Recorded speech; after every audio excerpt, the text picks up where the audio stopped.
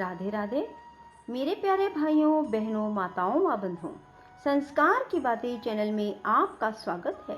बंधुओं, आज मैं आपको सुना रही हूँ एकादशी व्रत की कहानी। बंधुओं, आज आश्विन मास के शुक्ल पक्ष की पाप अंकुशा एकादशी है।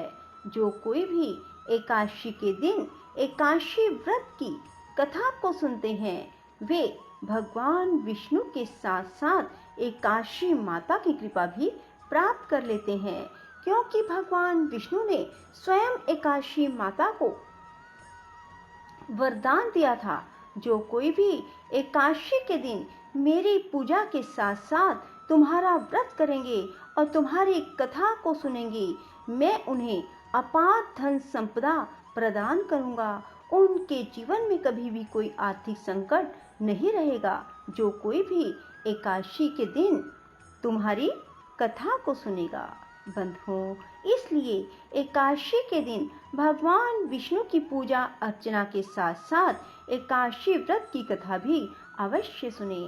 बंधुओं, यदि आपने YouTube चैनल संस्कार की बातें अब तक सब्सक्राइब नहीं किया तो जरूर करें और बेल आइकन दबाना ना भूलें, ताकि आपको हमारी आने वाली सभी वीडियोस की जानकारी सबसे पहले हो सके।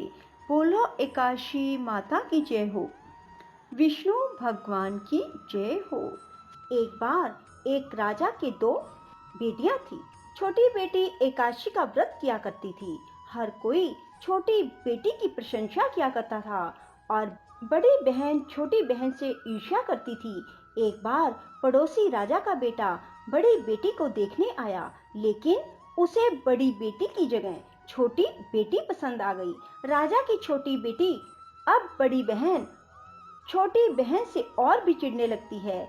वह छोटी बहन को मारने के नए नए तरीके अपनाती रहती है।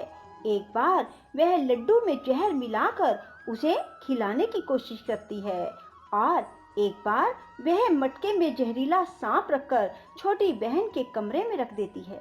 एक बार छोटी बहन को पनघट पर पानी भरने के लिए ले जाती है और धोखे से कुएं में धक्का दे देती है, पर हर बार ग्यारस माता उसे बचा लेती है, क्योंकि वह ग्यारस माता की व्रत किया करती थी। बड़ी बहन बहुत परेशान हो गई कि यह तो किसी भी तरह नहीं मरती। तब एक दिन बड़ी बहन छोटी बहन से बोली, मेरी प्यारी बहन, भगवान ने हम सब की मृत्यु किसी न किसी तरह लिखी है। क्या तुम्हें पता है कि तुम्हारी मृत्यु कैसे होगी? बड़ी बहन बहुत सीधी थी।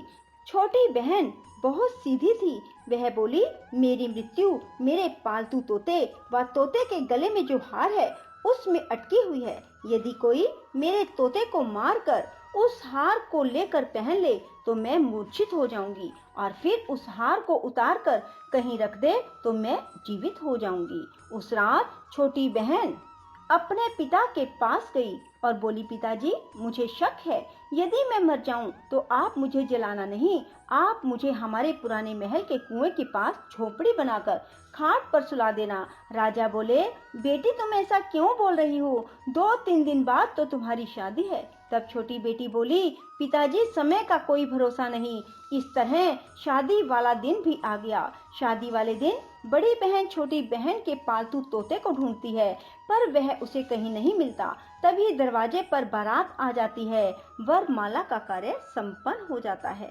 फेरों की रस्म शुरू हो जाती है। उधर बड़ी बहन तोते को ढूंढ लेती है और वह उस तोते को मार देती है। वहीं छोटी बहन के 3.5 फेरे राजकुमार के साथ पूरे हो जाते हैं। तभी छोटी बहन मूर्छित होकर गिर जाती है। उधर बड़ी बहन तोते के हार को खुद पहन लेती है। तब फेरों में सभी घबरा जाते हैं। सभी बारातियों में हलचल मच जाती है कि राजकुमारी को क्या हुआ। सब डर जाते हैं। तब राजा वैद्य हकीमों को बुलाते हैं। छोटी राजकुमारी को महल में ले जाकर लिटा दिया जाता है। वैद्य और हकीम राजा से कहते हैं, राजकुमारी ना मरी है ना जीवित है, हमने ऐसा पहली बार देखा है। तब राजा उनसे कहते हैं, बाहर जाकर बोलना कि राजकुमारी बेहोश है, अभी थोड़ी देर में ठीक हो जाएगी। यदि तुम ऐसा नहीं कहोगे तो मैं तुम्हें फांसी दे दूंगा। बेचारे वैद्य हकीम राजा के कहे अनुसार बोल देते हैं।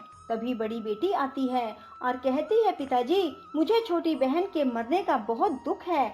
उससे ज्यादा दुख मुझे आपकी इज्जत का है, जो कि खराब हो जाएगी। आप ऐसा करो कि मेरी शादी राजकुमार के साथ कर दो, तब सब ठीक हो जाएगा, आपकी इज्जत भी रह जाएगी। तब राजा को यही ठीक लगा और राजा ने छोटी बेटी के कपड़े पहनाकर बड़ी राजकुमारी को फेरों में बिठा दिया। पर राजकुमार ने मना कर दिया, कहा कि यह मेरी पत्नी नहीं है। मेरी पत्नी जब बोलती है तो उसके मुंह से फूल झड़ते हैं। लेकिन सब ने समझा बुझाकर उससे 3.5 फेरे लगवा दिए।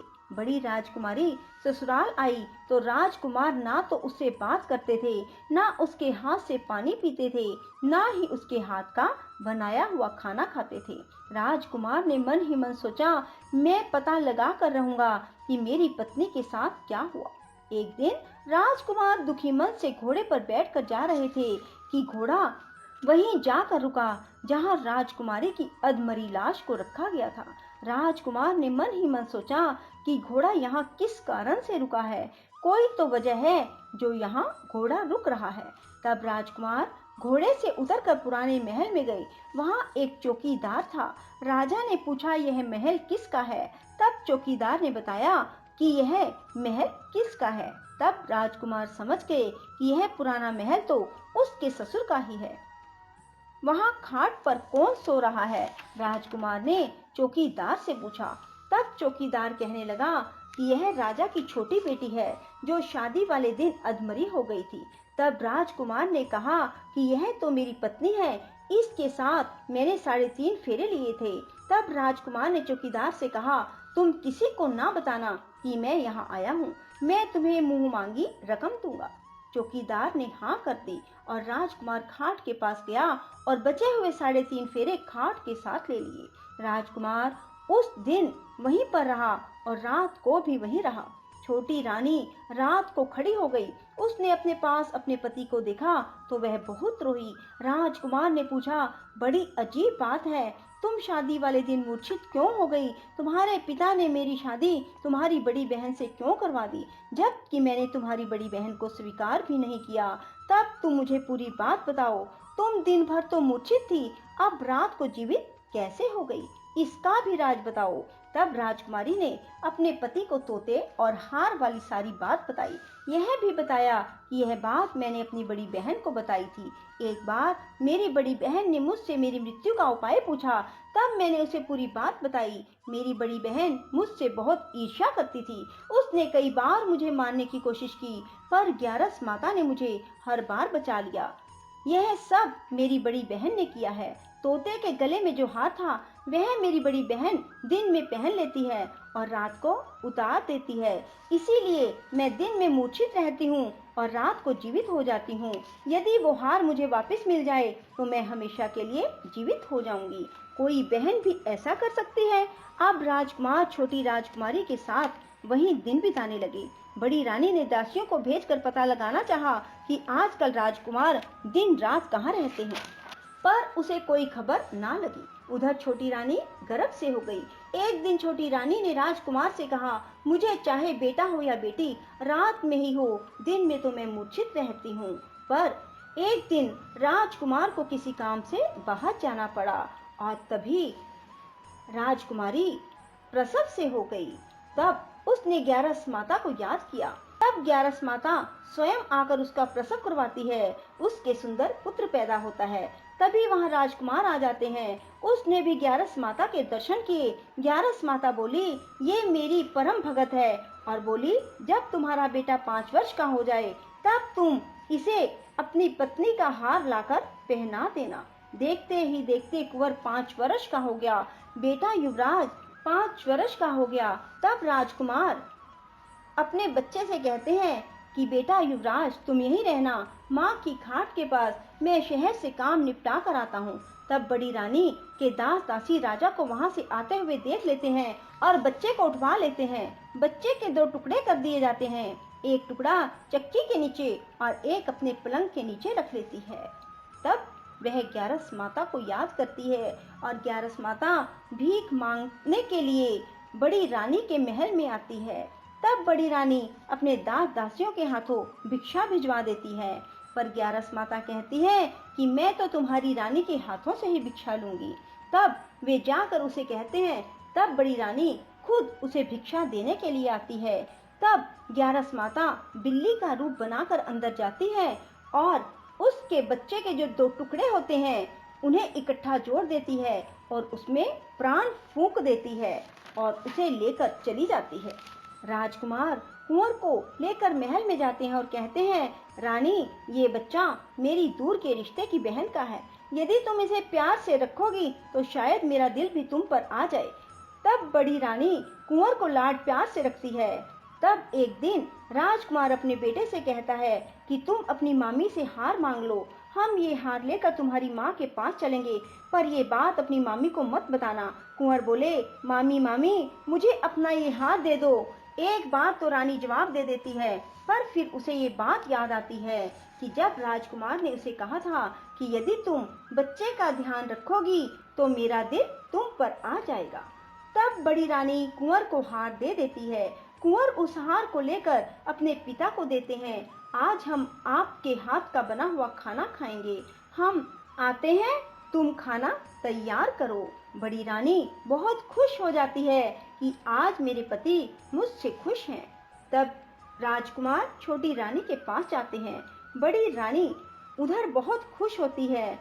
तब राजकुमार छोटी रानी को वो हार पहना देते हैं और छोटी रानी जीवित हो जाती है और महल में छोटी रानी और बच्चे को लेकर आते हैं और बड़ी रानी को अपने ससुर के यहाँ छोड़ने के लिए चले जाते हैं और उन्हें सारी बात बताते हैं। उसके ससुर भी इस बात में शर्मिंदगी महसूस करते हैं और कहते हैं, ये मेरी परवरिश में ही कुछ ना कुछ कमी रही होगी। और ग्यारस माता की कृपा से छोटी रानी के भाग जाग जाते हैं। हे ग्यारस माता, जैसे आप छोटी बेटी पर प्रसन्न हुई वैसे सब पर होना। कहते सुनते हुंकारा भरते सब पर अपनी कृपा बरसाए रखना। बोलो ग्यारस माता की जय। राधे राधे, जय श्री कृष्णा। बंधुओं, यदि आपको हमारी वीडियो पसंद आए तो इसे लाइक करें और शेयर भी जरूर करें। साथ ही हमारे चैनल को सब्सक्राइब करना ना भूलें।